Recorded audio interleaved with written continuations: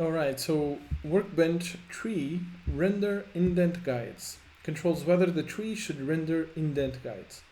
And by default is set to on hover, which means that you will only see the indent guides when you actually hover the tree, right? So let me see if I have a few more here. Okay, so the this indent guide with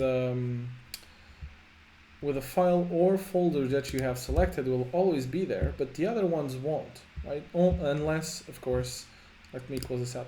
Unless, of course, you hover.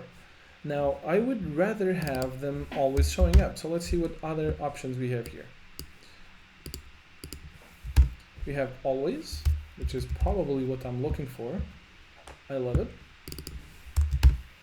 We have none, which is we're never going to show those indentation guides. Now, I'm going to go with always because it just makes navigation easier.